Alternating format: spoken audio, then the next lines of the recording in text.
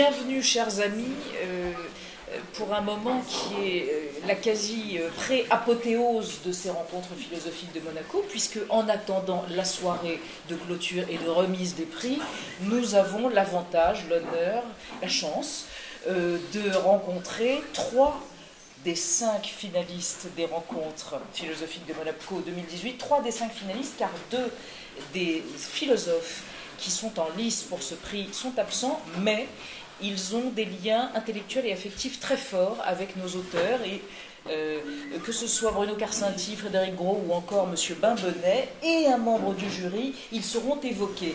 Donc Pierre Macheret et Jean-Louis Chrétien, 2 des finalistes, seront évoqués tout à l'heure. Le principe de cette rencontre est simple. Les auteurs qui sont ici vont parler de leurs livres, vont dialoguer entre eux, les livres vont dialoguer les uns avec les autres, et puis vous pourrez évidemment poser les questions que vous souhaiterez poser aux philosophes ici présents, et ça se terminera, je ne sais pas comment, ça reste à déterminer. Bref.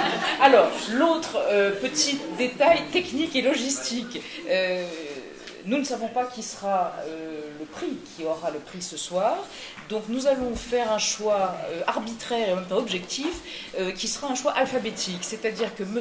Bimbenet, B, parlera avant M. Gros, qui parlera avant M. Karsenty. Voilà, on va commencer comme ça, pour qu'il n'y ait pas d'embrouille, et que ce soit parfaitement rationnel. Donc, s'il vous plaît, je vous propose de démarrer. Il y a un chrono. Hein? Il y a un chrono. Il n'y a pas de chrono. Non. La rencontre est prévue pour durer 1h30, 1h et demie, en fonction de l'intérêt haletant qu'elle suscitera chez vous.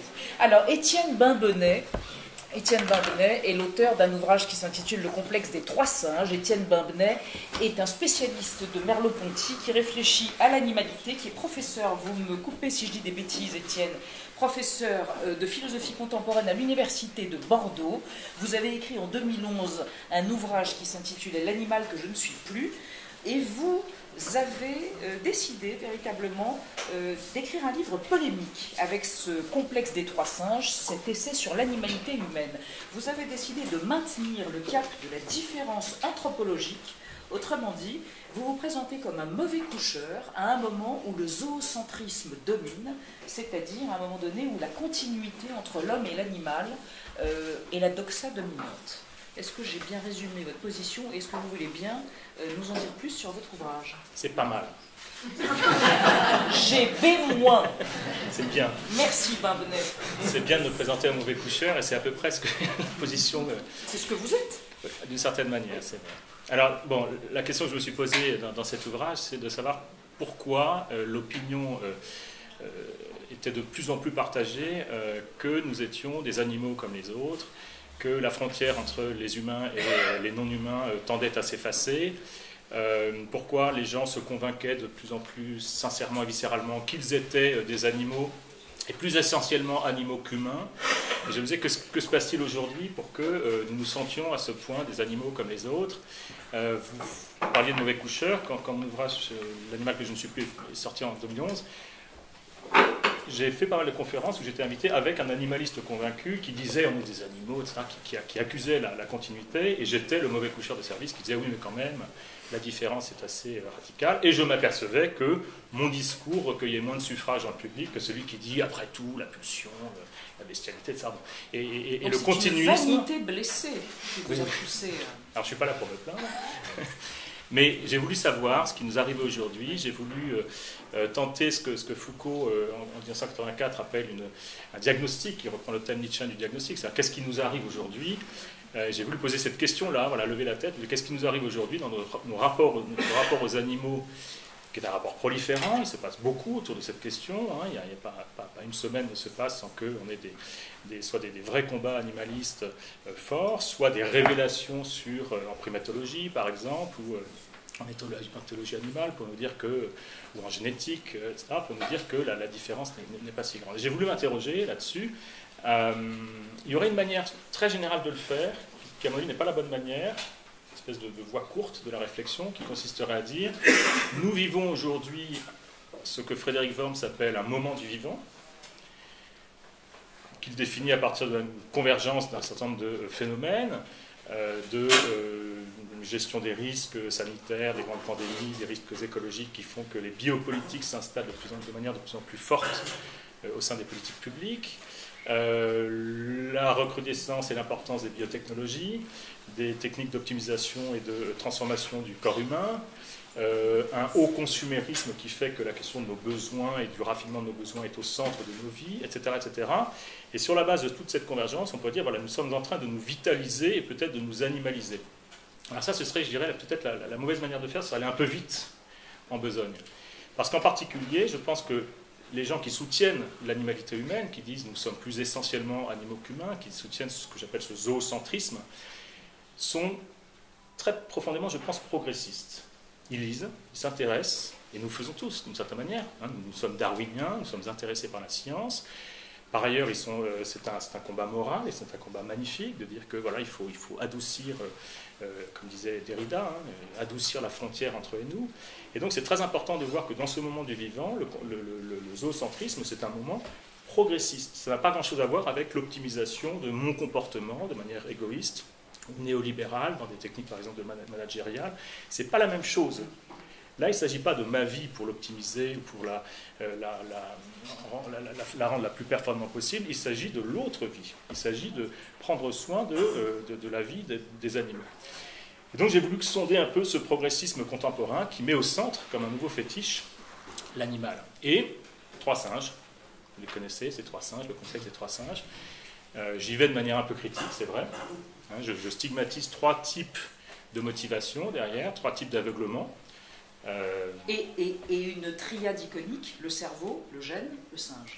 Alors ça, c'est le premier singe. C'est celui qui... qu'est-ce qu'il y a derrière ce zoocentrisme? Il y a d'abord un certain rapport au savoir et un nouveau paysage qui s'est installé, qui est un paysage très profondément naturaliste, qui donne un grand poids aux sciences de la nature, au détriment, je pense, des sciences humaines. Un grand poids à un certain discours en 3e personne, soutenu par les sciences de la nature, au détriment d'un discours en 1re personne, qui est en partie celui des sciences humaines, et qui du coup nous fait, en quelque sorte, spectateurs de notre humanité, c'est-à-dire que nous apprenons par la génétique, par exemple, que nous partageons 98,4% de nos gènes avec les chimpanzés, et on apprend que nous sommes très proches de l'animal, mais c'est la génétique qui nous l'apprend. Ce n'est pas moi, dans mon expérience vécue d'humain, qui me sent proche de l'animal, c'est plutôt que la science, la génétique m'apprend que. Ou encore les neurosciences, le cerveau, possède une importance considérable aujourd'hui. Dans ce nouveau cadre naturaliste, qui donne aux sciences de la nature un crédit considérable, le cerveau s'installe durablement dans les esprits comme faisant nos vies en quelque sorte. Ce n'est pas moi qui fais ma vie, c'est mon cerveau qui pense à ma place, c'est mon cerveau qui justifie tel type de criminalité ou tel type de comportement. Bon. Et donc je pose que le gène est en train de devenir un nouveau fétiche, et qui nous rend spectateurs en quelque sorte de notre humanité. Le cerveau est en train de devenir un nouveau fétiche, qui là encore nous rend spectateurs de notre humanité. Ce n'est pas moi qui fais mon humanité, c'est mon cerveau ou mes gènes. Et puis un 3e personnage s'installe aussi, c'est le singe. C'est-à-dire que la primatologie a une grande importance par voie médiatique depuis quelques années. Franz de Waal est très écouté, il est considéré comme quelqu'un de très populaire aux États-Unis, puis en France aussi. Et il nous apprend que la politique humaine, au fond, elle est essentiellement ce qu'elle est déjà chez le singe. Il y a déjà une politique du chimpanzé, il y a une morale du chimpanzé, une morale de réconciliation, de domination, etc. Bon.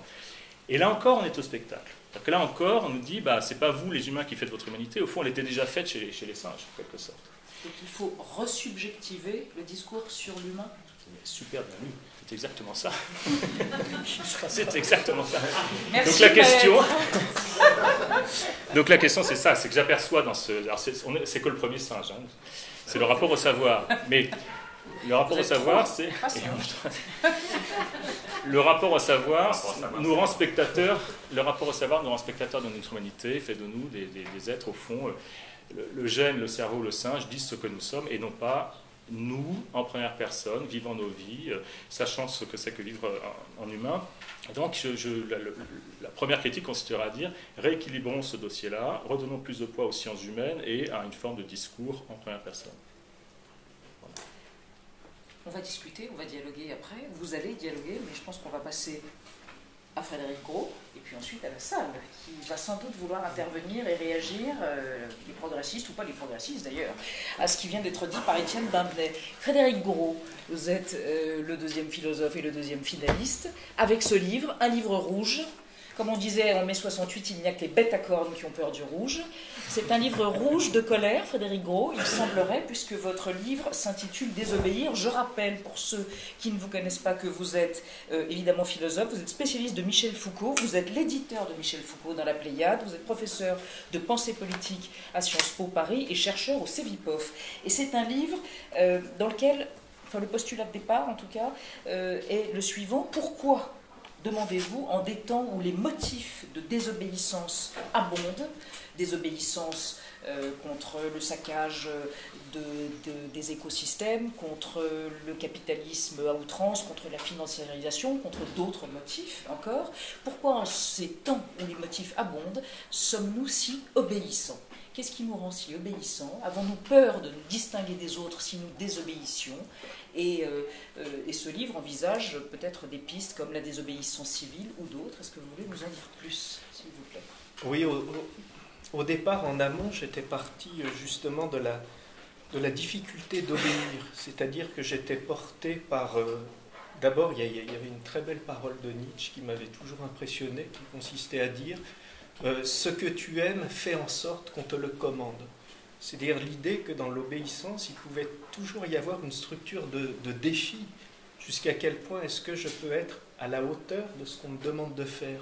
Et au fond, j'avais l'impression que aussi bien dans le discours, je ne sais pas, religieux, militaire, pédagogique, on avait beaucoup insisté sur le fait que la désobéissance était du côté de la facilité et qu'au fond, obéir demandait de la rigueur, c'est une vertu martiale, c'est de l'héroïsme, de parvenir à obéir. Le christianisme avait quand même intégré l'idée que la voie du salut passe par l'obéissance, et puis dans la pédagogie, évidemment, apprendre les règles communes.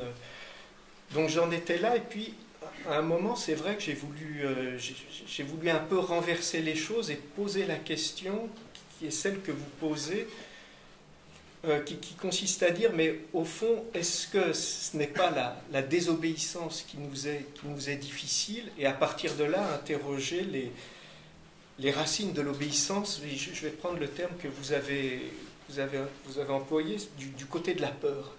C'est-à-dire, qu'est-ce qui fait qu'on obéit par peur, et j'ai vu se dessiner trois grands murs de la peur. Je crois que le premier mur de la peur, il est assez immédiat, c'est la peur de la sanction, évidemment, parce que obéir vous expose immédiatement à des sanctions. Je crois qu'il y avait un deuxième mur qui est... Parce qu'il peut y avoir aussi des obéissances engagées, ferventes, etc. On n'obéit pas toujours parce qu'on est pris dans un rapport de force. Il peut y avoir aussi un rapport à l'autorité, où on reconnaît l'autorité comme étant légitime, on considère qu'il y a une supériorité, et à ce moment-là, je crois qu'il peut y avoir de la peur de décevoir aussi, ou la peur de ne plus être aimé. Je veux dire par là qu'il peut y avoir dans la relation d'obéissance aussi une demande d'amour, je veux dire dans le zèle, dans la manière dont on va se faire aimer dans son obéissance. Et on rejoindrait à ce moment-là aussi peut-être la peur de la solitude, se retrouver seul. Et je crois que ce qui m'a le plus saisi, c'est ce troisième mur de la peur qui est au fond la peur d'être libre. Et c'est vrai que j'avais été porté par des textes comme la légende du grand inquisiteur chez Dostoïevski, même comme le texte de Kant sur les Lumières, qui consiste à dire qu'on va un peu trop vite en disant que nous sommes absolument traversés par un désir de liberté, que là se tient notre dignité, et que au fond quelque chose comme notre réalisation complète passe par la demande de liberté. Et j'ai voulu introduire cette espèce de soupçon qui consiste à dire, mais au fond, est-ce qu'on ne passe pas quand même une bonne partie de sa vie à essayer de rejeter sur un autre le poids de ses décisions? Et est-ce qu'il n'y a pas dans l'obéissance une manière d'avoir peur de la liberté? Parce qu'il y a une manière d'obéir, qui n'est ni de la soumission, qui n'est pas non plus de la subordination, où au fond on se remet à la décision d'un autre dont on pense qu'il est supérieur. Et il y a quand même des fois où la manière dont on obéit, c'est C'est qu'on obéit en tant que, eh ben, on refuse, on n'y est pour personne. Obéir, c'est aussi une manière de dire, mais j'obéis, sauf que je ne suis qu'un pur exécutant, sauf que j'y suis pas, etc. Et là, c'est vrai, je rejoindrai aussi le dernier thème qui a été abordé en changeant peut-être le sens. Il y avait quelque chose comme le problème de ce que j'appelle la première personne. C'est-à-dire qu'au fond, quand on dit j'obéis, mais j'y suis pas, il y a une certaine expérience où on accepte de faire quelque chose en se disant que de toute façon, c'est pas nous qui le faisons. Et à partir de là, je trouve que la désobéissance pouvait faire partie d'une expérience que j'appelle l'expérience de l'indélégable. Je veux dire par là que vous pouvez demander à quelqu'un de vous remplacer pour faire des photocopies, pour désobéir, personne ne peut vous remplacer. Ce qui vous fait explorer la pensée politique de Thoreau, qui était un théoricien de la désobéissance civile au XIXe siècle, aux États-Unis, avec cette formule magnifique « Si je ne suis pas moi, qui le sera à ma place ?» qui vous amène à réfléchir à cette notion d'indélégable, donc de responsabilité. Oui, c'est ça, d'indélégable et de responsabilité. Alors, il y a deux choses dans ce que vous dites. La première chose, c'est qu'effectivement, alors Thoreau avait l'idée qu'il pourrait y avoir un bon critère, au fond, pour savoir ce qui était important dans sa vie, c'est de savoir si on pouvait se faire remplacer. Et il y a des choses pour lesquelles on ne peut pas se faire remplacer. Et cette expérience-là, c'est vrai que c'est une expérience de la responsabilité et que certains actes de désobéissance sont aussi des expériences de responsabilité au sens où on se découvre, alors là c'est une notion que j'avais trouvée chez Yankelevitch, irremplaçable. Mais irremplaçable, pas parce qu'on est génial, singulier, etc., mais parce qu'on fait l'expérience au moment où quelque chose arrive qu'on ne peut pas déléguer à un autre, qu'il faut y aller, que c'est à moi de le faire, etc. Et ça, j'appelle ça la première personne. Et pour moi, l'important, c'est que c'est pas de la psychologie, c'est pas de la, voilà, c'est vraiment un jeu de la responsabilité je trouve que la manière dont je travaille la désobéissance, vous avez raison, c'est en la profilant sur cette idée de responsabilité, mais au sens où on a à répondre présent à ce qui arrive et qu'on ne peut pas perpétuellement considérer de façon un autre. Soit un autre le fera bien à ma place, en disant oui c'est très bien ce que vous me proposez, mais moi j'ai pas le temps, et puis il y a des gens tellement mieux pour s'engager dans des... Ou alors pire, la manière dont je me dis, mais après tout, ce qu'on me demande de faire, d'exécuter, et ils montent, je le réprouve, je trouve ça unique, mais de toute façon, même si c'est pas moi qui le fais, quelqu'un d'autre le fera à ma place. Alors, quelle différence? Sauf que c'est moi qui le fais. Voilà. Est-ce que c'est pas cette différence qui fait pas toute la différence? Et est-ce que, au fond, le pari de la philosophie depuis la République, c'est pas de dire, bah oui, sauf que ça fait toute la différence. Merci Frédéric Gros. On va y revenir évidemment.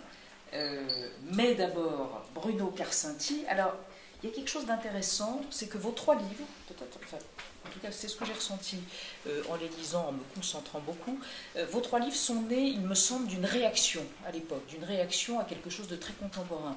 En ce qui vous concerne, Étienne Bambenet, c'est, vous l'avez dit drôlement, c'était votre mot en fait, mauvais coucheur, pas mauvais coucheur, mais vous avez voulu réagir et en assumant avec courage la dimension polémique de votre ouvrage, avec courage parce que vous êtes assez seul, précisément par rapport à cette doxa du continuisme entre l'homme et l'animal. Vous avez voulu réagir, Frédéric Gros, par rapport à cette époque où la désobéissance, eh bien vous vous insurgez contre justement l'apathie et vous voulez revivifier la notion de démocratie critique et de responsabilité. Et vous, Bruno Carcinti, vous êtes parti d'un moment que vous avez jugé être un moment de dégradation de la situation des Juifs en Europe, et ça vous a donné envie, et plus qu'envie, il vous a semblé absolument nécessaire de réfléchir à la notion d'émancipation des Juifs dans les démocraties européennes. Donc c'est un livre, à la fois un livre de philosophie, mais aussi un livre d'histoire et de philosophie politique que votre ouvrage. Vous pouvez vous présenter la question juive des modernes. Des modernes, c'est-à-dire la question juive qui... ne concerne pas que les juifs, mais concerne d'abord les modernes en général, pour autant qu'ils se disent que les Juifs font l'expérience de la modernité, ont fait l'expérience de la modernité. C'est-à-dire comment la modernité peut se penser au miroir de ce qui est arrivé aux Juifs avec l'émancipation, avec la sortie du ghetto, avec l'expérience d'une politisation qui était en tension avec leur héritage. Voilà. Alors, vous dites une réaction. Bon, d'abord, moi, j'ai réagi lentement, publiquement. C'est-à-dire que c'est un livre qui prend 15 ans, en fait, d'expérience personnelle de cette question, hein, puisque, au fond, j'ai commencé à me dire qu'il fallait parler de cela il y a 15 ans, 2001-2003, montée de l'antisémitisme en France, en Europe plus généralement, une succession d'événements que je ne vais pas rappeler, et une insatisfaction à entendre ce qui se disait dans chaque camp, hein, que ce soit chez ceux qui disaient ça monte et il faut s'en inquiéter. Je comprenais très très bien l'inquiétude, mais la question est de savoir comment on qualifie l'inquiétude, de quoi il s'agit quand ça monte.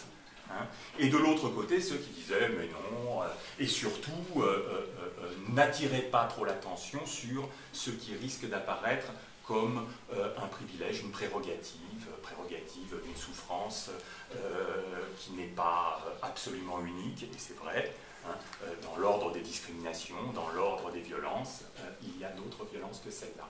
C'est vrai, il y a d'autres violences que celle-là, mais celle-là nous dit quelque chose de nous-mêmes, que j'ai essayé de prendre en charge.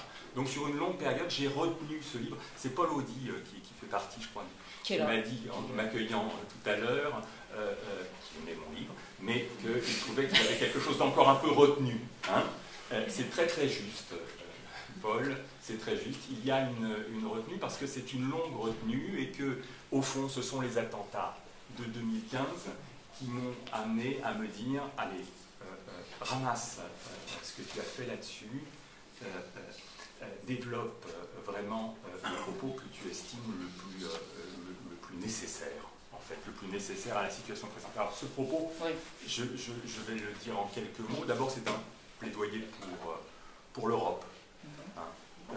C'est raconter l'émancipation européenne à la lumière de la question juive, en considérant que la question juive est le problème juif, hein, et donc la question du cas d'école de l'émancipation qu'ont été les juifs, la question positive qui est enfermée dans le syntagme question juive, et le problème juif, c'est-à-dire l'antisémitisme, hein, sont emmêlés, doivent être démêlés, mais ne doivent pas être complètement séparés. Et c'est en comprenant que la question de l'antisémitisme a été, l'émergence de l'antisémitisme a été un effet collatéral terrible d'une question nécessaire à la formulation du problème de l'émancipation, qu'on reconstitue toute notre histoire. Toute notre histoire, parce que notre histoire n'est pas celle, et là je vais retrouver des thèmes qui sont ceux de mes amis, n'est pas celle de l'affranchissement solitaire des individus, n'est pas celle de l'émergence de pures individualités abstraites. La modernité, c'est pas ça. Hein. La modernité, c'est la dynamique dans laquelle des sous-groupes, des appartenances, hein, se formulent, hein, le problème de l'émancipation. L'émancipation, elle est vécue dans des collectifs d'appartenance. Elle n'est jamais vécue d'abord en première personne. Elle est vécue en première personne, filtrée par, hein, ce que nous sommes.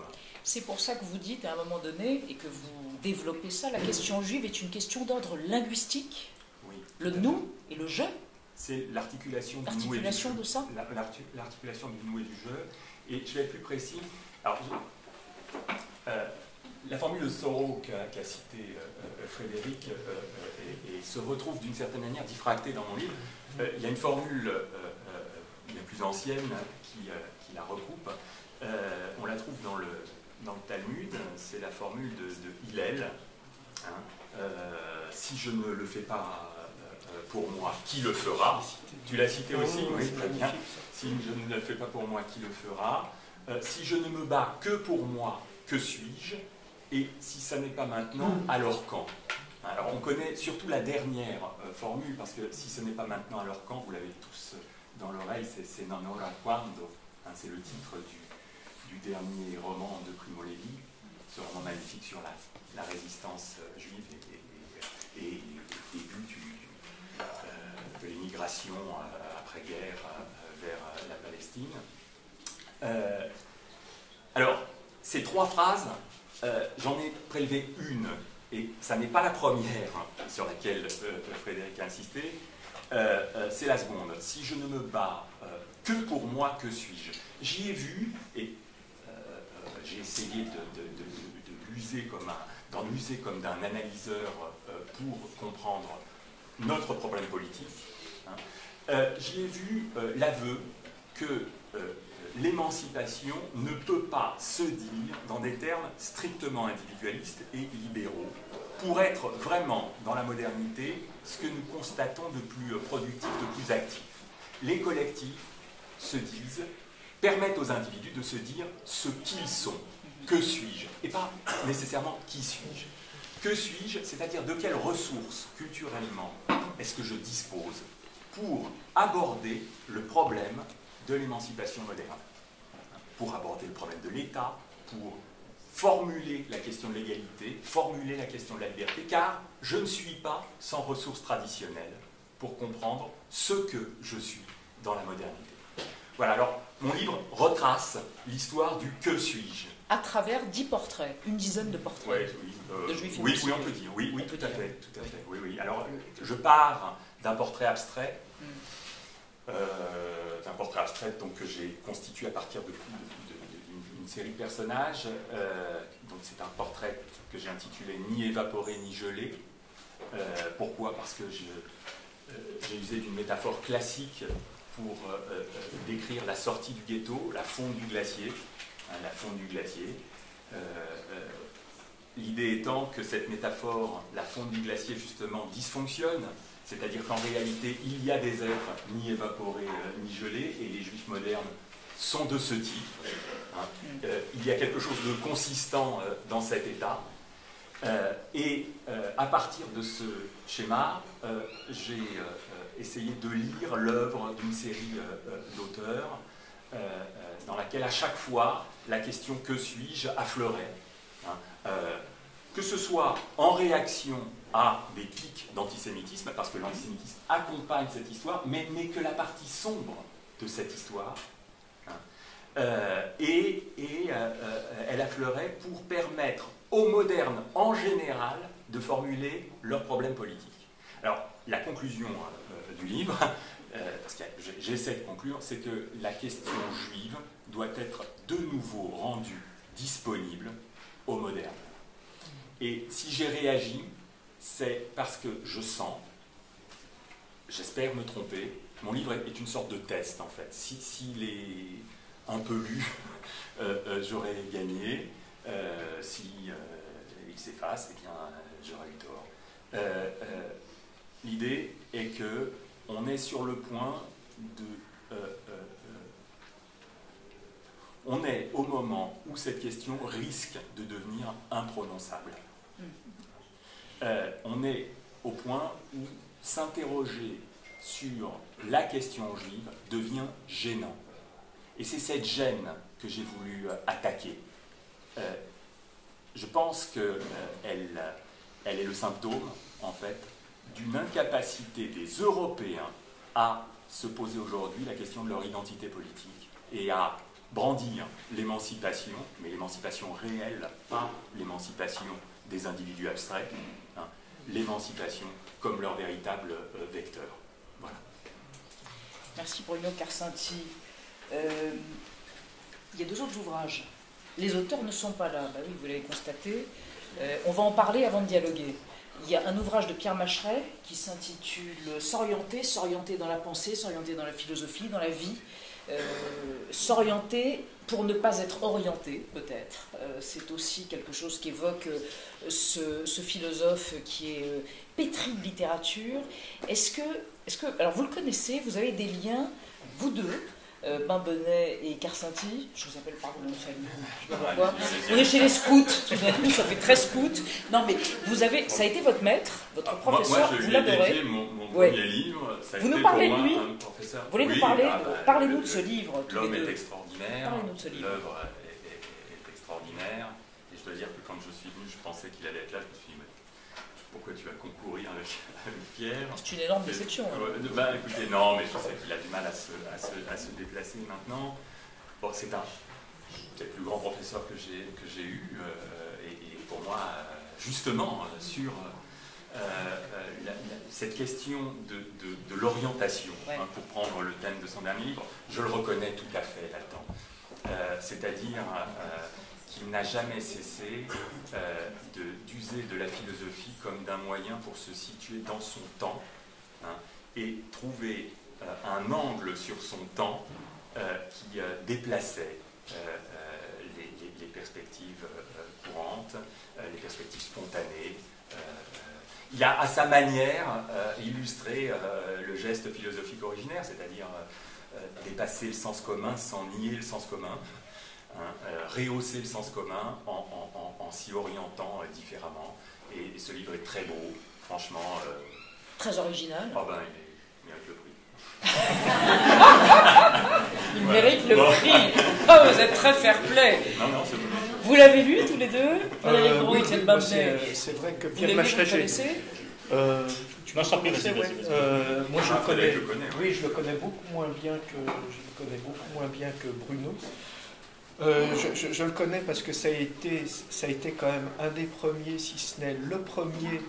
À un moment, j'ai beaucoup travaillé sur Michel Foucault, et c'est vrai que dès la fin des années 80, au moment où on me disait, enfin, allez pas travailler sur Foucault, dans 5 ans, on n'en entendra plus parler, etc. C'était vraiment ce qui se disait au début des années 90.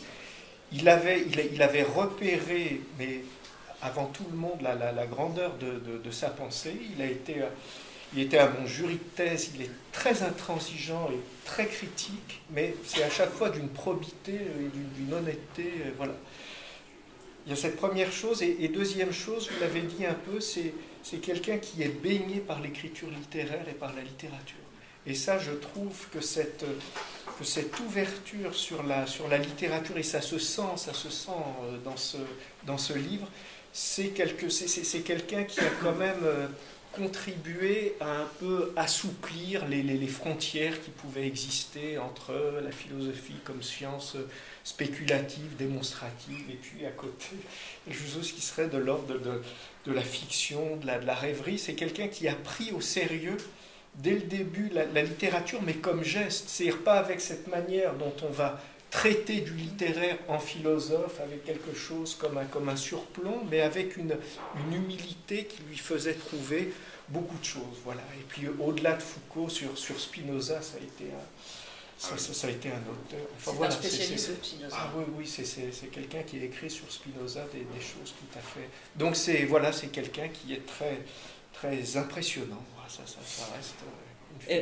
Étienne Bimbenet sur Macheret, et sur ce dilemme fondamental, selon lui, l'on s'oriente et sinon on risque d'être orienté contre sa volonté. Non, moi j'allais juste rejoindre Frédéric sur il y a côté cours et côté jardin, la grande rigueur des cours de Macheret, qui était une grande messe sur la logique de Hegel, et on entendait une mouche voler, c'était extraordinairement précis et rigoureux. Et puis côté jardin, vous avez une ouverture littéraire incroyablement précise là aussi, et belle et bénéfique pour nous philosophes, et il l'a fait, il est allé, donc ça on lui doit ça quand même. Donc, et c'est vrai que c'était un professeur extraordinaire. Et puis il y a eu le Hegel ou Spinoza qui était une Bible pour nous, Cagneux par exemple, c'était une Bible absolue. Ouais, c'est un des auteurs de lire Le Capital, c'est ça le début. Faut rappeler quand même. Vous rappelez à tout le monde. Voilà. Avec Althusser, voilà, avec d'autres. les élèves d'Althusser, Étienne Balibar, Rancière, Establet. C'est ce qui les a propulsés sur la scène internationale. Et c'était une manière de lire Marx dont on est encore aujourd'hui complètement nourri. Voilà, ça c'est le début de l'œuvre, et puis l'œuvre ensuite, effectivement. Alors, Pierre Macheret, donc, qui est absent, mais qui est un des finalistes avec S'orienter, et un autre philosophe. Alors, vous évoquiez une relation en osmose entre la philosophie et la littérature sans surplomb, l'une étant poreuse à l'autre et se nourrissant l'une de l'autre. C'est peut-être ce qu'on pourrait dire quant à la philosophie et à la poésie pour Jean-Louis Chrétien. Et Camille Riquier, vous êtes membre du jury, vous le connaissez extrêmement bien, vous pouvez en parler? Non, je ne suis pas membre du jury. Ah bah pardon, je croyais que vous étiez membre du jury. Mais par contre, je parle volontiers Jean-Louis Chrétien. Parlez-nous, Jean-Louis Chrétien. Vous serez membre du jury l'année prochaine. Un jour. Allez, ça, un jour. Vous êtes très jeune encore. Non, je parais jeune. Mais je parlerai de Jean-Louis Chrétien Parlez-nous comme de Jean-Louis Bruno Chrétien. Carsenti a parlé de Pierre Macheret, c'est-à-dire Et de cet ouvrage, Fragilité. il fut un de mes grands professeurs à qui je dois beaucoup. Alors je commencerai même par le titre, Si simple fragilité. Je suis assez étonné même de l'homogénéité des titres, Fragilité, S'orienter, Désobéir. Jusqu'ici on pouvait s'attendre toujours à des essais, des enquêtes, des méditations, ou alors des couples conceptuels. Être étant, être néant, les mots et les choses. Alors je ne sais pas, ce serait une question que je poserai à Frédéric Après. Pierre qui n'est pas là, mais je peux y répondre éventuellement s'agissant de Jean-Louis Chrétien, qui cite très peu Heidegger, mais pour qui S'acheminer vers la parole d'Heidegger est un texte important. C'est-à-dire que la manière dont il procède se fait par mots. Il veut que la langue parle. C'est-à-dire qu'un mot lui rend visite, fait effraction en lui, et tant qu'il n'est pas quitte avec lui, jusqu'à rendre son livre, il se laisse hanter. Fragilité, c'est ce qui s'est passé. C'est que, voilà un mot qui lui est venu, c'est pour ça qu'il n'y a pas la fragilité, c'est fragilité, et il ne peut s'en débarrasser qu'en lui rendant hommage, et en lui donnant tout le poids qu'il a peut-être perdu. Parce que l'idée, c'est aussi redonner sens aux mots, à la langue.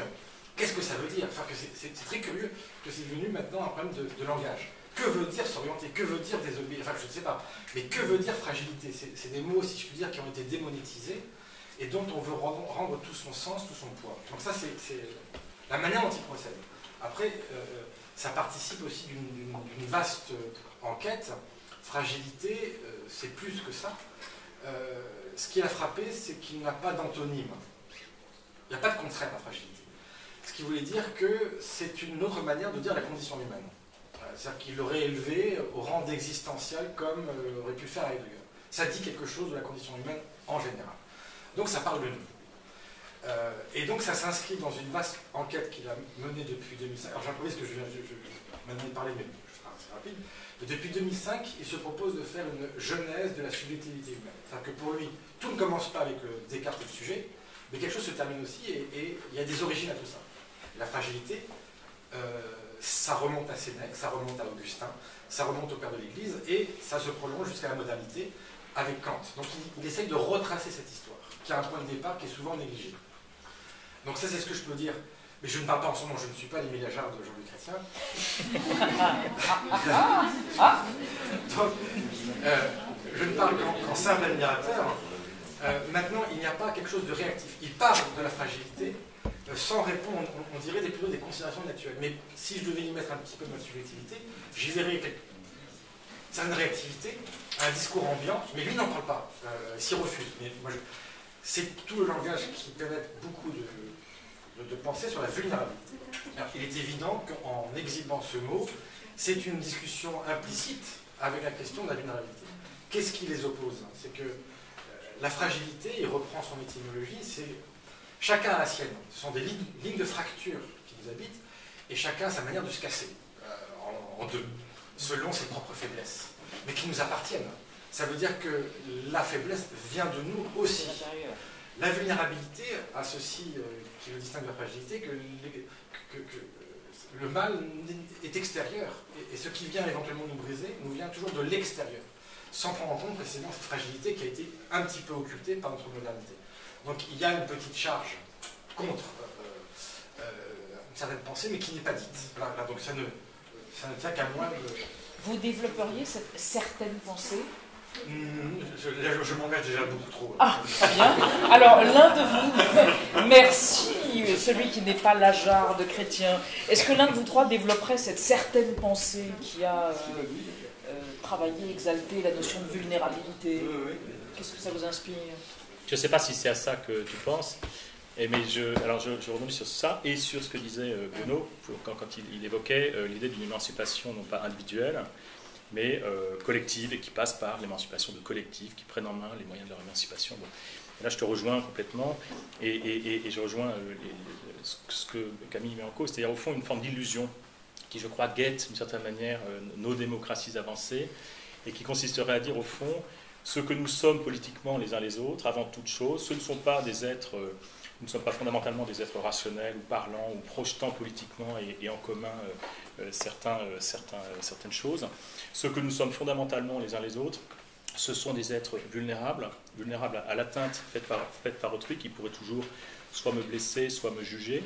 Et ce que nous sommes fondamentalement politiquement les uns les autres, politiquement, socialement, nous sommes des soi immunitaires, des individus qui ont surtout en charge leur propre vie et le fait de se prémunir contre toute atteinte.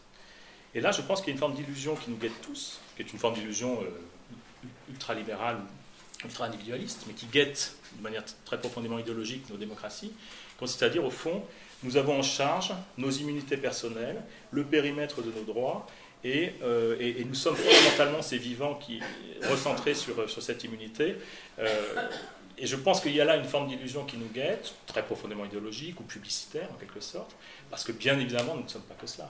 Bien évidemment, si nous avons conquis des droits et si nous avons conquis le droit d'être libres, c'est parce qu'il y a eu des conquêtes collectives, rationnelles, communes, risquées, que des gens ont risqué leur vie pour cela. Et donc la vie immune, la vie solitaire n'est pas le dernier mot de nos démocraties. La vie vulnérable n'est pas le dernier mot de nos démocraties. Frédéric Brault. Oui, je vais reprendre un peu aussi ce que disait Bruno sur le, sur le risque de l'individualisme. Voilà. Au fond, à partir de cette parole du Talmud qui moi aussi m'avait saisi, parce qu'elle a une espèce enfin c'est très très vertigineux. Je pense qu'au départ, dans la manière dont moi je réfléchissais, effectivement, ce qui me faisait peur dans le nous, mais parce que je confondais à un moment le nous et le on, c'est que précisément, au niveau de l'expérience de la responsabilité, on pouvait considérer qu'à partir du moment où on était tous responsables, eh ben, on avait chacun une petite part de responsabilité en moins. C'est-à-dire, la responsabilité aurait été comme un gâteau, et puis au fond, oui, voilà, on est tous responsables, ce qui veut dire que je suis quand même pas très très responsable, puisqu'on la partage. Et donc j'ai toujours porté par la phrase de Dostoïevski quand il dit « Nous sommes tous responsables de tout et devant tous, virgule, et moi plus qu'un autre ». Et s'il n'y a pas ce « et moi plus qu'un autre », voilà, ça ne s'additionne pas. Et c'est ça que j'appelle la première personne, mais cette première personne est immédiatement pour moi politique et est un nous. C'est-à-dire que son adversaire, c'est le on. C'est-à-dire le on, oui, tout le monde fait ça, tous les autres, ça dilue la responsabilité. Mais je crois que l'énigme de cette première personne, c'est que c'est pas l'individu, c'est pas l'individualisme. Mais se dire que c'est à moi de le faire, je me découvre irremplaçable, mais pour me mettre au service de tous les autres. Moi, au service du nous. Oui, mais sans que ce nous ne soit conçu comme une espèce d'élément. Il est politique parce que c'est pas l'élément où ça va se dissoudre un peu, où ça va se diluer. Voilà. Parce que c'est vrai que dans la manière dont je travaillais l'obéissance, je voyais bien la manière dont l'imagination des autres pouvait être, j'allais dire, un sacré risque. Pouvoir se dire, enfin, c'est ce que je disais tout à l'heure, un autre le fera, un autre l'aurait fait, quelle différence, etc. Voilà, si on ne fait pas jouer cette intensité du « c'est à moi de le faire », sauf que ce « moi », ce n'est pas l'individu. Et ce « moi », il est immédiatement politique parce que ça fait de la vibration et c'est ce qu'on appelle un mouvement collectif. Ça veut dire qu'un peu de subjectivité nous éloigne du nous. Et c'est l'individualisme que tu stigmatises, et beaucoup de subjectivité, c'est-à-dire une vraie subjectivité éthique, qui prend en main la désobéissance, mais qui est unique à le faire, nous ramène au nous. Oui, parce qu'à la vraie première personne se sent engagée par du rationnel et par du collectif. Alors qu'un individualisme plat, si je puis dire, s'isolent, si je puis dire. Je pense qu'il faut distinguer, en effet. Oui, c'était le truc. Moi, j'avais vu ça un peu d'une autre manière et par un autre biais. C'était aussi le malentendu à propos de Foucault et du souci de soi. C'est par souci de soi qu'on doit s'occuper des autres. C'est pas un repli sur soi. C'est à un moment, oui, être à la verticale un peu d'une destination, mais qui est politique et qui est un projet politique.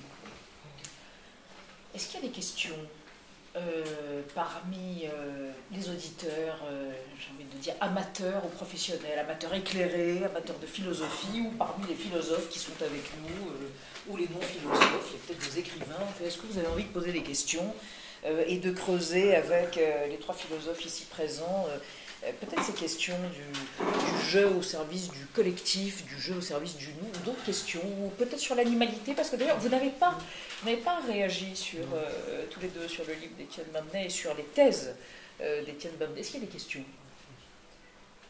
C'est ce moment terrible. Ah voilà, personne n'ose. Oui, alors, attendez, là et ensuite là. Oui. Très naïf, mais volontairement. Pourquoi est-ce que vous avez choisi les singes et pas plutôt, je sais pas, les abeilles? On parle des abeilles aussi tout le temps. Les singes en illustration, vous voulez dire, ou en... Non, mais parce que le singe, ça paraît évident qu'il y a beaucoup de rapprochements avec l'humanité. Et dans cette thèse que vous soutenez, c'est vrai qu'on parle beaucoup des animaux, mais on parle aussi beaucoup d'autres animaux. On a l'impression qu'on est en train de découvrir les océans comme on ne les a jamais découverts avec la pollution, que les abeilles sont utilisées à tout va avec... Donc pourquoi le singe et pas... Alors, deux petites réponses d'abord, parce que j'ai mes trois singes, donc c'est juste une figure bouddhiste que j'ai utilisée, les trois types d'aveuglement, donc c'était juste une figure, donc j'ai trois singes. Si vous alliez dans mon bureau, vous verriez des singes partout, ça m'amuse d'avoir des singes autour de moi, donc j'étais bien content, et j'ai les trois singes de la sagesse plusieurs fois dans mon bureau. Mais par ailleurs, pourquoi les singes plutôt que les abeilles ou les espèces animales? Je pourrais vous répondre en vous disant, il me semble que le projet animaliste, et j'essaie de repenser ce projet, vous avez bien compris, il ne s'agit pas d'aller contre les animaux, il s'agit de repenser ce projet en disant on peut réformer nos relations aux animaux en faisant mieux, sans vouloir aplanir la différence. On peut les respecter dans leurs différences. Mais je crois que le projet animaliste n'est pas exactement le même que le projet écologiste. Que les éthiques environnementales du côté de l'écologie ne sont pas exactement les mêmes que les éthiques animales. Et là, j'ai tenté de réformer ou de repenser les éthiques animales, et je me suis aidé des éthiques environnementales, parce que c'est un combat très différent pour les espèces, et non pas pour les individus. Les éthiques animales s'articulent à... on se met au service de la sentience individuelle, la sensibilité individuelle d'individus. Les éthiques environnementales vont se mettre au service d'espèces en général, et ce n'est pas du tout la même chose. Et donc, plus les singes, d'une certaine manière, en effet, que les abeilles qui sont davantage prises dans des combats environnementaux, vous voyez. Monsieur. Donc, une question en priorité pour Frédéric Gros. Concernant la désobéissance, donc... comme vous l'avez exposé, donc c'est quelque chose donc, qui est fatigant, qui fait peur. Donc, est-ce qu'il ne faudrait pas, disons, une instruction, un entraînement à la désobéissance pour développer cette capacité qui n'est pas forcément si naturelle que ça? Et j'articulerai avec la question aussi de l'animalité. Souvent on dit que les animaux désobéissent, mais finalement, est-ce que ce ne sont pas les êtres humains qui ont conscience que les animaux désobéissent, mais est-ce que lorsque les animaux désobéissent objectivement aux êtres humains, est-ce que ces animaux ont conscience qu'ils désobéissent? Est-ce qu'ils sont conscients d'une désobéissance? Ouais, je répondrai par ce que j'appelle le renversement des monstruosités. C'est-à-dire que si on prend par exemple la littérature psychiatrique du 19e siècle, il y a une catégorie qui émerge, qui est celle de l'incorrigible. Et l'incorrigible, c'est celui qui désobéit tout le temps, et on voit bien que dans la manière dont c'est traité, on va dire que ce qui fait désobéir, c'est qu'il y a en lui une part d'animalité sauvage, de pulsion anarchique, etc. Donc c'est vrai qu'on a eu pendant tout un moment, c'est ce que j'appelle le moment de la première modernité, l'idée que l'humanité passait par l'obéissance parce que précisément la monstruosité animale, c'est ce qu'il fallait dépasser, et donc l'apprentissage des règles communes, etc. C'était bon. Et puis, il y a eu quand même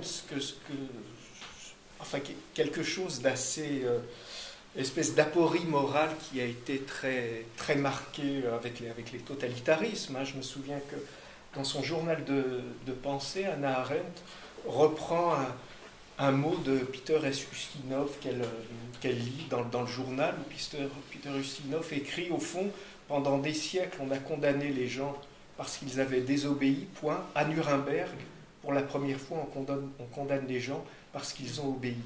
Et il finit en disant cet événement aura des répercussions considérables. Et on sent bien, à partir de là, que c'est la polarité qui a changé. C'est-à-dire c'est plus animal-homme et l'idée qu'au fond, pour dépasser cette espèce de sauvagerie première, il fallait apprendre les règles communes, etc.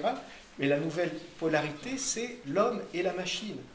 C'est-à-dire qu'au fond, il y a une manière mécanique d'obéir, une manière aveugle d'obéir, une manière bête d'obéir, sans y être, sans y penser, et qui est de l'ordre de la déresponsabilité. Et à partir de là, la désobéissance apparaît comme un acte d'humanité. Mais avec, je rajoute juste ce point, parce qu'il me semble que c'est très important, de cette déresponsabilité, on est complètement responsable.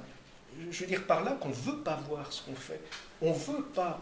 Vous voyez, je veux dire par là qu'il y a eu une énorme polémique contre Arendt, etc., consistait à dire jusqu'à quel point est-ce que dire que Eichmann était bête, puisqu'elle l'a dit, elle a parlé de la bêtise d'Eichmann, de l'absence de pensée, est-ce que c'était pas l'excuser au fond et de dire oui, c'était... Non, sauf que de cette déresponsabilité-là, on est responsable. C'est-à-dire qu'à un moment, je veux pas voir, je me souviens, je finis là-dessus, d'un documentaire sur l'affaire Enron, où, vous savez, cette espèce de pyramide de Rappelez-nous. Oui, Rappelez-nous Or, c'était un montage financier qui a ruiné des milliers de petits épargnants aux États-Unis. Petits épargnants. Et on interroge un peu les cadres qui n'ont pas été proprement inquiétés, parce qu'on leur disait, mais enfin, est-ce que vous ne sentiez pas qu'il y avait quand même des problèmes, etc. Et un a le courage de dire, oui, on sentait bien, mais en fait, on ne voulait pas savoir. C'est ça, il y a un moment où dans l'obéissance, ça ne déresponsabilise pas, parce que cette déresponsabilité même, c'est à un moment en choix, moi je ne veux pas savoir, moi j'exécute, etc. Et ça, je trouve que c'est plus pris dans la polarité animal-homme, mais justement dans la polarité homme-machine. Voilà, c'est une manière de répondre à votre question. Vous avez votre réponse? Oui. Oui. Oui. Ah. Non, je voulais poser une question à Bruno. Barbara. Je vois bien pourquoi Barbara Cassin. Barbara Cassin. Barbara Cassin, philosophe académicienne. Non, Si. ça s'appelle pas comme ça encore. Très bien. Académicien. Académicien. Mais académicienne. Tu disais la question juive des modernes est une question européenne. Ouais. Pourquoi et ça rejoint ce que disait Arendt sur l'exilé et maintenant la figure. Justement, aujourd'hui, est-ce que tu ne pourrais pas dire que c'est une question mondiale? Qu'est-ce qui Ouais. Écoute, non. Alors, Je vais te dire pourquoi. Explique pourquoi. Non, bien sûr. C'est non. Enfin, tu as raison. Parce que l'Europe n'est pas suffisamment au fait de son histoire pour accéder au niveau auquel il faut effectivement accéder, à savoir de faire de cette question une question mondiale. Voilà. Et je pense qu'il reste, si tu veux, un palier à accomplir en Europe maintenant pour que ça puisse devenir une question mondiale. Voilà pourquoi je ne vois pas là encore une question mondiale et la difficulté que nous avons à coordonner une politique européenne devant le désastre des réfugiés est pour moi le signe justement que ça ne parvient pas à être la question mondiale que ça doit être parce que l'Europe manque à elle-même là. Voilà. Je t'ai répondu.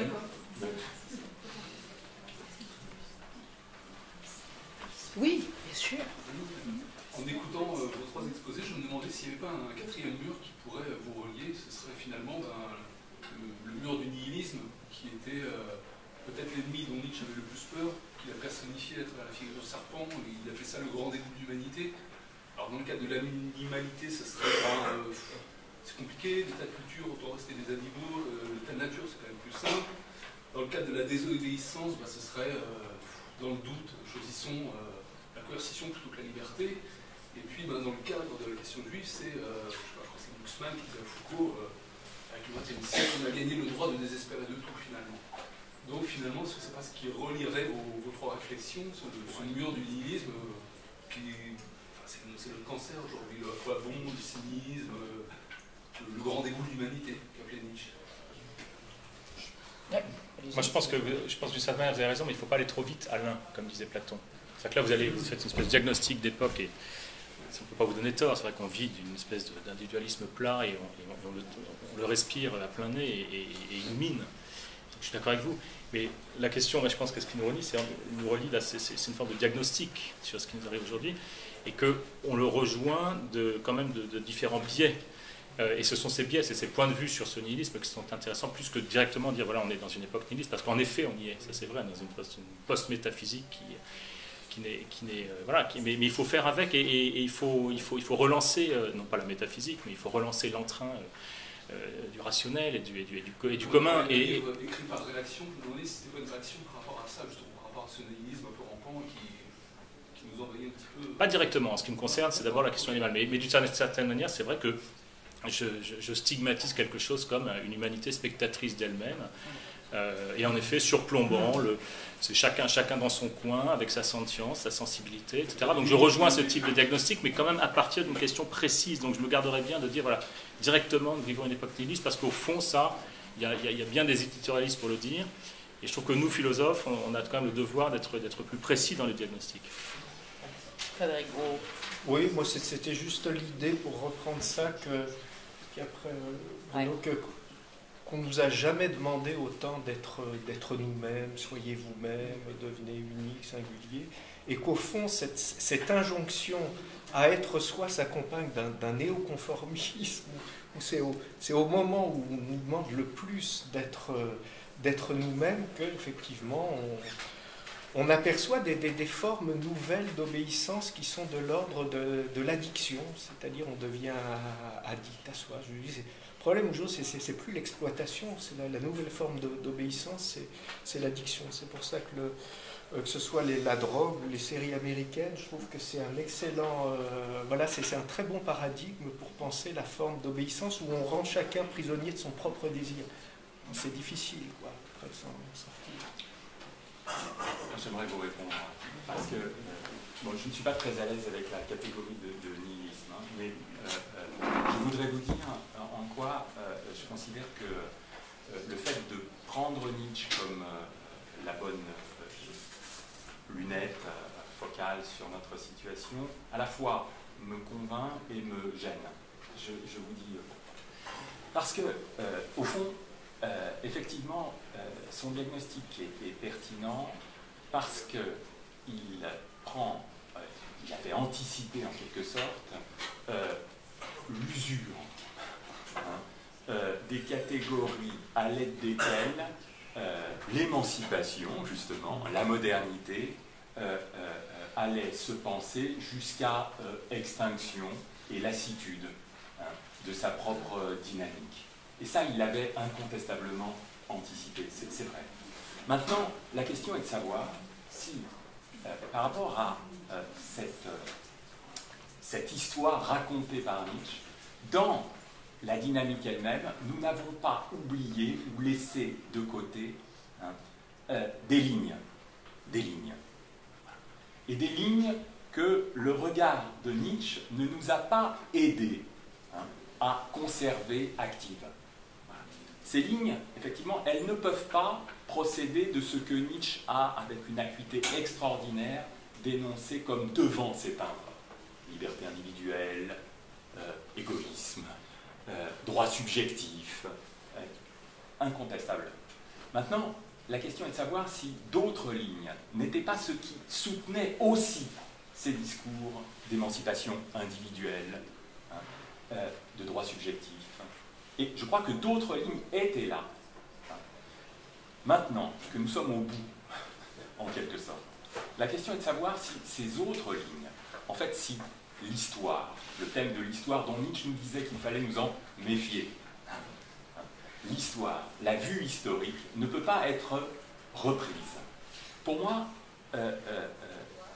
si je devais dire ce qu'il y a de plus urgent à accomplir aujourd'hui, philosophiquement, c'est redonner une densité philosophique au concept d'histoire.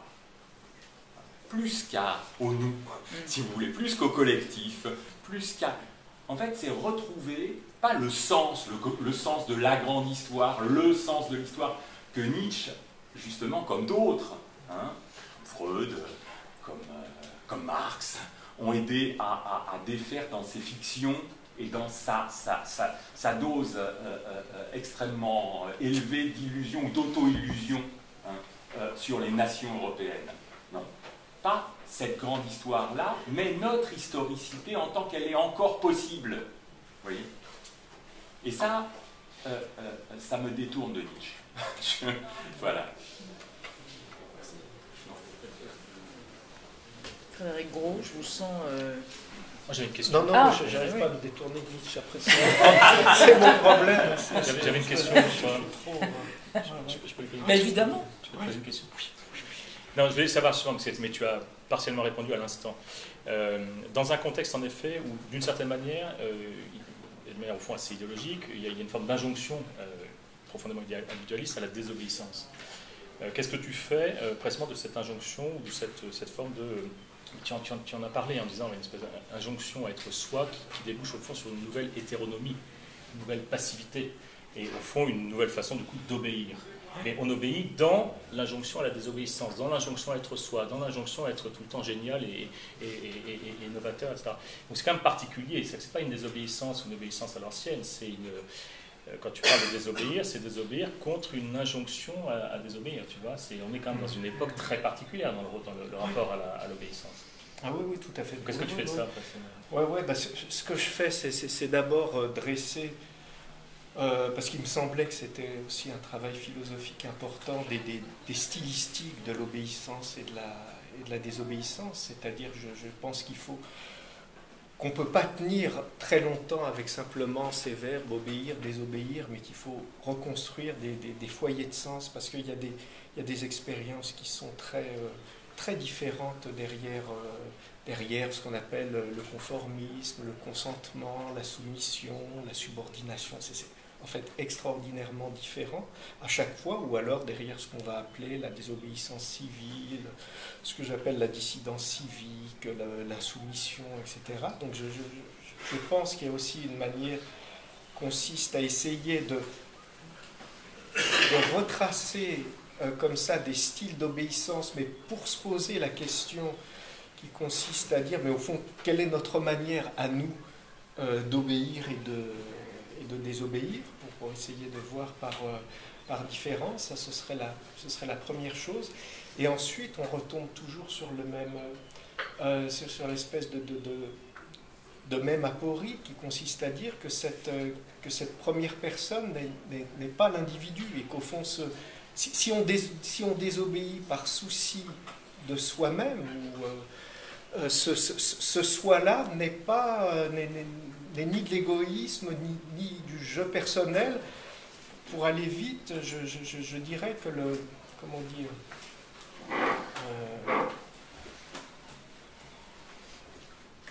que le vrai... non, j'arrive pas à... Pour aller vite, ton jeu, ta première personne est Kierkegaardienne. Une espèce d'injonction avec une singularité radicale qui n'est pas l'individu, mais qui a à répondre. C'est même pas une singularité radicale, si tu veux, au sens où il ne s'agit pas de ce... comment dire, il ne s'agit pas de réactiver un héroïsme de la désobéissance. Voilà. J'étais très frappé par la manière dont, quand Yankelevitch dit, au fond, quand on proposait de rentrer en résistance, voilà, je me sentais irremplaçable, mais pas parce que je suis tellement génial que je sais que je vais aider, mais parce qu'à un moment, on fait l'expérience qu'on ne peut pas faire autrement et qu'on doit répondre présent. Et c'est cette manière mais on répond présent à chaque fois, j'allais dire, je veux dire, devant l'humanité, pour l'histoire, etc. Je veux dire par là, c'est ça, ouais. Est-ce que Paul Audy veut rentrer dans la boucle de la discussion? Il était tout gentil, mais tout le monde est tout gentil, mais pour qu'on discute, non?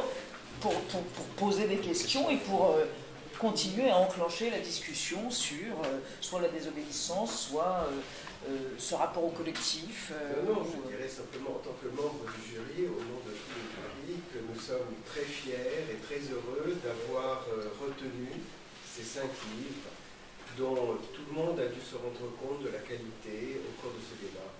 C'est une joie pour nous de les avoir conduits jusqu'à cette tribune, parce qu'ils méritent justement d'être applaudis pour leur audace et leur intelligence.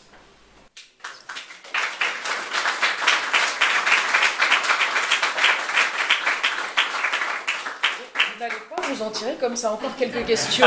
Oui, mademoiselle.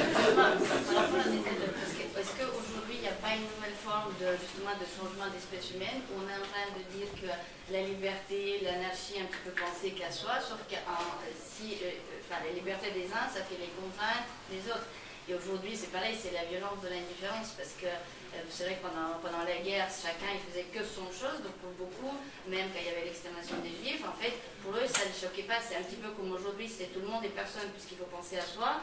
Donc voilà, on marche sur l'autre, mais comme j'ai dit, l'instinct humain, l'empathie, c'est quelque chose qui est important, et on dit qu'il faut penser à soi, mais les mères, quand ils se lèvent à 2h du matin, et ils n'ont pas envie, mais ils le font, sauf qu'aujourd'hui, quand tu penses aux autres, et surtout quand tu es une femme, parce qu'on fait beaucoup de choses, aujourd'hui dans notre société, les femmes, surtout ici, on n'est pas trop, surtout quand on réfléchit, aujourd'hui, il faut penser qu'à toi, sauf que c'est pas l'instinct.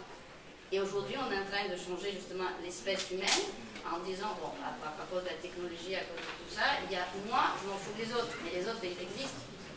Et justement, comment faire pour que ça soit un peu la société, on est tous là, et comme je dis, il y a plus en plus d'humains, mais moins en moins d'humanité. Justement, donner quand même l'image, c'est que c'est le groupe, il existe.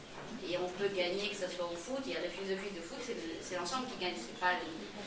Donc comment faire pour l'appliquer aussi dans notre époque?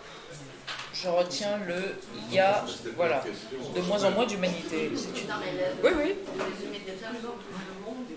Je crois qu'il y a quelque chose dans ce que vient de dire Madame qui rejoint une question que je me posais aussi à propos du débat sur obéissance, désobéissance et responsabilité, en fait le mot classique de responsabilité. Bon, moi j'ai une vue sur la responsabilité très déterminée par mes lectures sociologiques.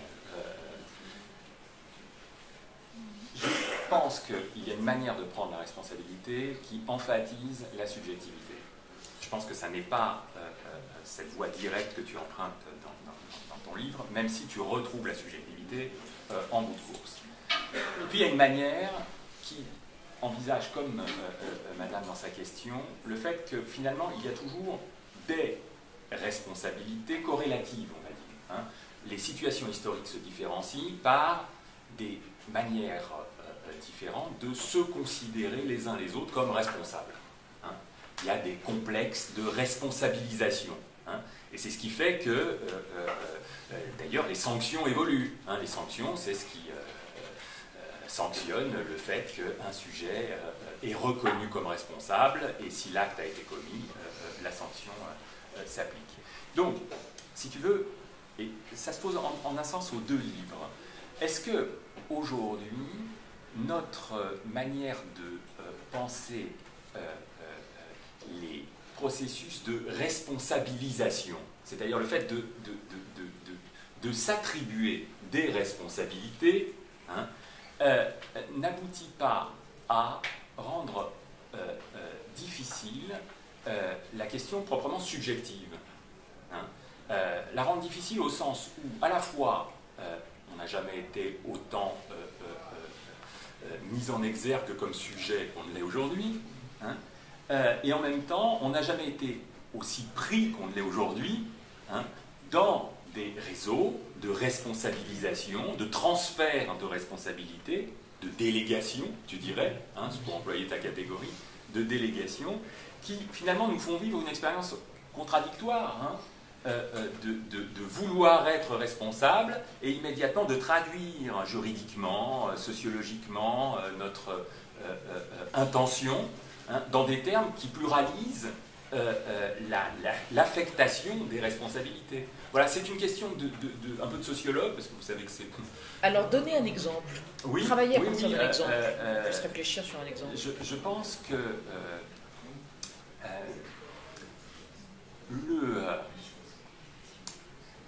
le mouvement étudiant a été pour moi, j'ai eu à suivre le mouvement étudiant de très près dans les dernières, comme nous tous, hein, et les AG dans le mouvement étudiant m'ont beaucoup instruit sur ce plan-là.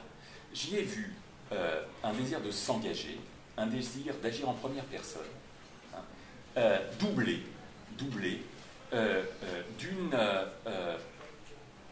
imputation, hein, ou d'une recherche de déresponsabilisation, hein, qui rendait le geste extrêmement embarrassé. Et alors, je pense que la lutte, la protestation était et reste tout à fait légitime. La loi est faite presque pour être critiquée, hein. Les lois doivent faire l'objet de processus critiques dans nos sociétés, et celle-là, plus qu'aucune autre. Mais, il y a un mais là. Hein. La question est de savoir comment on s'engage par rapport à la loi. Hein. C'est-à-dire comment on s'empare de la loi, on se l'approprie, pour se dire, cette loi, hein, elle m'affecte, et je dois m'ériger contre elle. Je dois m'ériger contre elle. Dans ce moment-là, il faut résister, hein, à une déresponsabilisation, hein, qui ferait de l'État un agent abstrait, hein, auquel demander des comptes. Qu'est-ce que ça veut dire? Ça veut dire que le mouvement étudiant ou les étudiants doivent reformuler la loi. Voilà. Hein? Non, mais c'est très important, ça. C'est un geste que tous les mouvements connaissent. C'est un moment de tous les mouvements. Ça, pas simplement l'opposition, mais la reformulation de ce qu'est la bonne loi. Ça, c'est un moment, si tu veux, pour moi, je ne sais pas si je le qualifierais d'un moment de désobéissance ou d'obéissance, mais c'est un moment où, en fait, la question du droit, hein, est subordonnée, retrouve sa bonne subordination à la question de la justice. Hein. Quelle justice, quelle expérience de la justice me fait me lever? Voilà. Frédéric Gros, là, sur cette question, il faut... Oui, bah, faut conclure.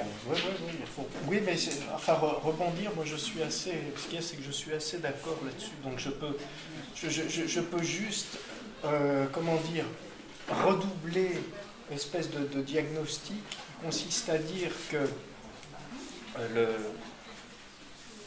notre actualité est quand même marquée par une espèce d'exaltation de la responsabilité, et en même temps, on n'a jamais autant connu de dispositifs, que ce soit les protocoles, consignes, à tous les coins de rue, etc., qui sont des processus de déresponsabilité. C'est-à-dire, je pense qu'il y a quand même une construction aussi... assez d'accord. Oui, c'est ça. Oui.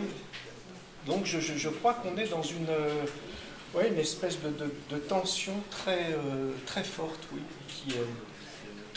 Mais c'est vrai que on tourne quand même autour de cette idée qu'un certain type d'individualisme exalté aujourd'hui peut se refermer en piège pour le sujet singulier que je suis, le sujet irremplaçable et insubstituable que je suis, et que guette une nouvelle hétéronomie là où on ne l'attendait pas. On l'attendait du côté du pouvoir d'un homme sur un autre, et on la trouve du côté d'une forme d'individualité démissionnaire, hétéronome de cette manière-là.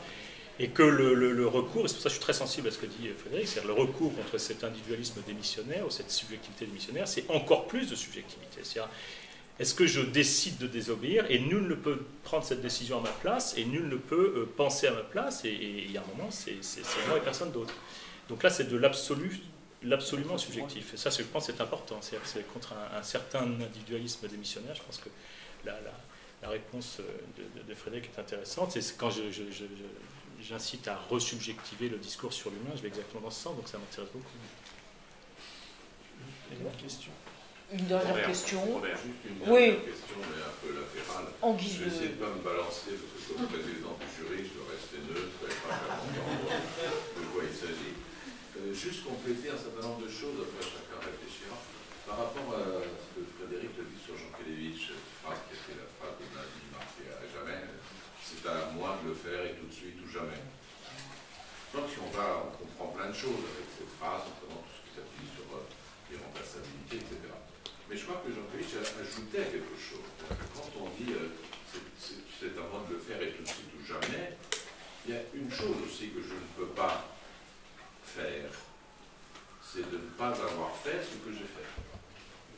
On dit chaque acte qui dépend du vouloir, du non-vouloir, et qui implique l'irremplaçabilité, la responsabilité, laisse derrière moi comme une trace qui après, comme un escargot, quoi, qui n'est pas du tout indéterminé, c'est le fait que je ne puis pas effacer le fait que j'ai fait. Bon, pour qu'il y ait quelque chose qui ne soit pas tout simplement l'affirmation de mon vouloir, il faut que cette trace, derrière moi, se croise, se tisse, pour qu'apparaisse l'histoire, pour qu'apparaisse la co-responsabilité, pour qu'apparaisse une mémoire commune.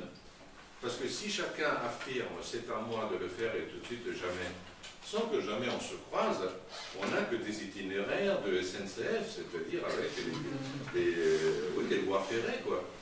Comment croiser? Comment faire histoire? Comment faire co-responsabilité?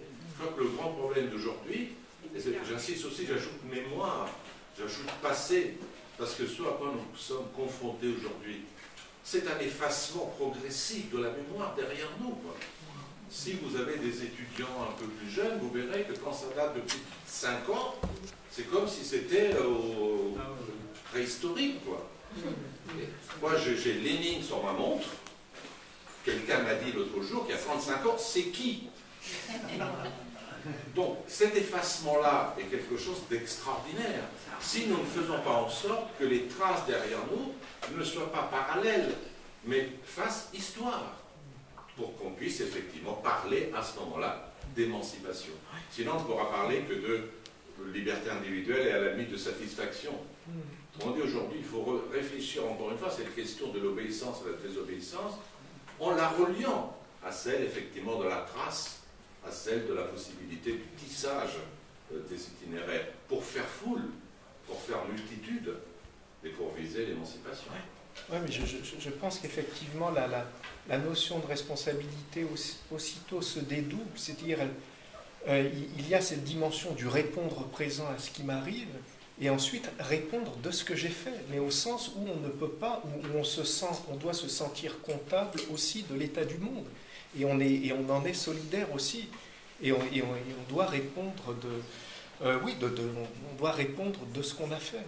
Ça c'est tout à fait important, parce que sans ça, l'espèce de magie comme ça, irruptive, du répondre présent, eh ben c'est comme une espèce de bulle de savon qui éclate.